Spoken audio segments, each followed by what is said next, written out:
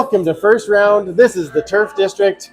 My name is Andrew. I'm here with one Dave Jameson, and we are live for the watch party for the Edmonton Elks versus the Ottawa REDBLACKS.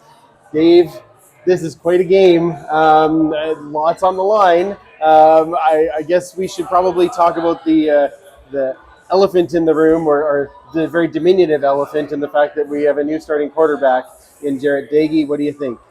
Well, can I do this? Fingers crossed. As long as it's that and not the other, we're good. I'm not a man of faith, Okay. but I am going to summon all of the powers from those who look down upon football teams tonight for the Elks. Without Geno Lewis, Yep. Jarrett Daigie having to go in there and summon a great performance. I mean, I think they'll be very conservative. They're going to have to be, right? Maurice French is going to go in, who did some really good things in the preseason. But when you're down Geno Lewis, you're down, this is a team that's reeling right now. Yeah. The good thing is, if there's a good thing in all of this, they're playing Ottawa. Equally as desperate. We might have the a same low struggles scoring at home. and the same struggles at home. I think what we're going to see is a low scoring game, which might favor the Elks with the Elks defense, right? Yep, and absolutely. keep it painfully simple on offense. Yeah, I agree. I think, well, you look at the end of last game, though, his scrambling ability got him where he got this start. Yes. So maybe we see a bit of that tonight. I'm glad, like you said, that you said Maurice French, because that's, we're good. We're doing a podcast. I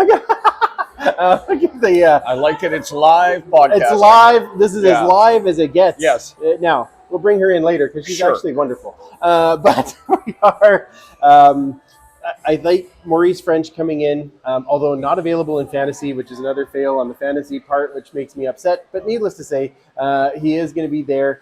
I think Jarrett Daigie, he is going to have to scramble. We know that the offensive line has had its own struggles this year. I don't know that they play any different in front of Daigie than they do in front of Cornelius.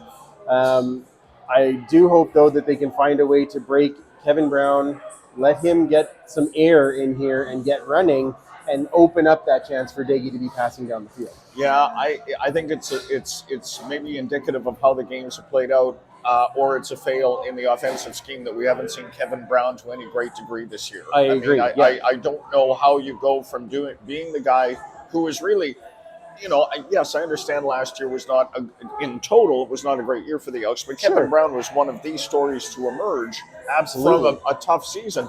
Why all of a sudden he feels like an outsider? Well, it's almost like an afterthought. Yeah. When you're only getting the ball 6-7 times a game as a running back, they need to be in that 15 range to feel like they're getting into the game. So I think that'll be a key tonight. Another one that I'm going to bring up, though, too, that we haven't talked about is Geno Lewis isn't there. Does that mean we finally see some targets going to Dylan Mitchell? Again, the same situation. Right. We could be here a long time talking about the offense as it's been constructed and the way it's run to this point.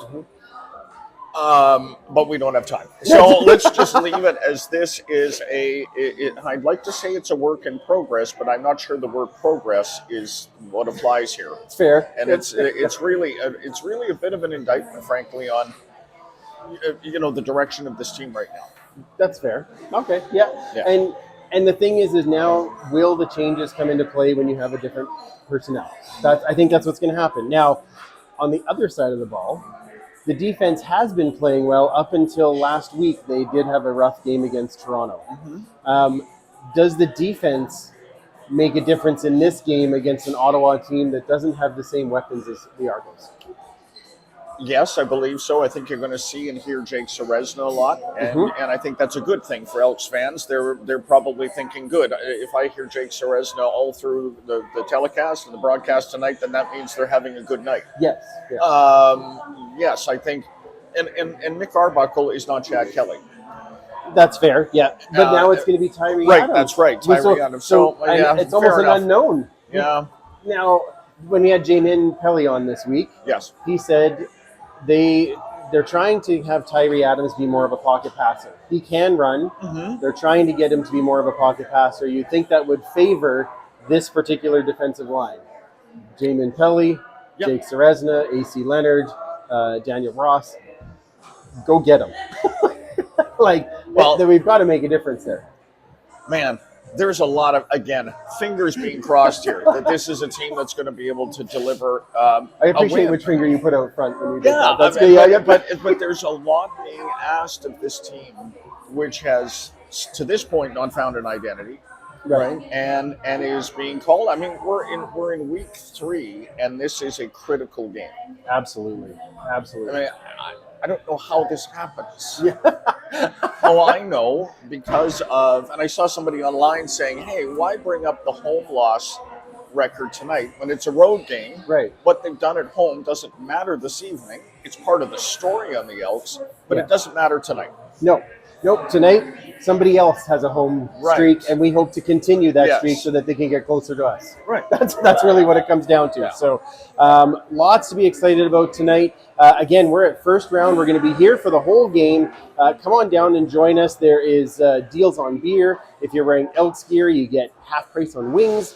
And so we're going to enjoy some wings, some beer, some spirits, some chance to get together and chat a bit more, and hopefully a lot of cheering. But head on down to first round for that. Last thought here, Dave, before we break off, because the game is going to start in a mere 9 minutes, and we don't want to be running over while that's going on. Special teams. CJ Sims makes an impression last week. My only question is, does he get one tonight? Wow, that's a tall order. I like to put it out there.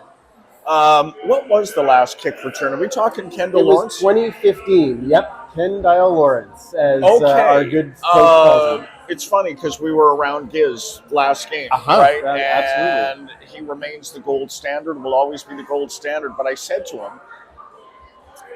isn't it weird and a bit sad that you walked off the field in 2000 and we're still talking about you in the way we talk about you? I understand he's the best ever. Yes. But no one has come close to replicating what he's done, even in a season. There have been one-offs, but this has been of the some teams can't develop quarterbacks. Some teams can't. The Elks and the Eskimos have not been able to figure out the kick return game. Christian Salisbury, may he rest in peace, might have been that guy to lock in for a number of years. Yes, I mean the way CJ ran last game, you hope again that that he gets the time and space. What I like is he doesn't dance. Nope, he gets the ball and he goes, which and he runs I straight agree. ahead. Yep, and there's a bit of giz in that. There is, if you think back, right? Yeah, well, and J-Min said on Tuesday, when he got one of those big runs, as he was coming off the field, they all had goosebumps because there was that feeling like Salisbury. He was smiling. He's like, "Sco, we're the big return, the speed." These are the things we want to see. So we're not going to compare him to the greats yet. No. There is a chance for him to make a difference tonight. Sure. I'm pretty excited to see what he can do. It's that is one of the things going into this game. I mean, you're always excited about whatever the game is going to offer, but to focus in on him. And also Maurice French and Jared Dagey. So you got 3 players to really kind of, okay, man, it's here for you. Yep, and you're in a real game now. So show us what you can do. That's going to be amazing. So thank you for joining us, by the way. I didn't say that off the top. So we will be back at halftime. We'll talk about the first half, kind of see where things went well, because that's all we're going to go. How would you do that? Both fingers? Both fingers. Yeah, okay. I can't really get them across, but close enough. We will be back at halftime to talk about all the good things, and then we'll try and hit you up at the end of the game with a quick rundown of what happened tonight. Watch the game. If you have nothing else planned, run down to first down and grab some wings and beer with us. We'll talk to you soon.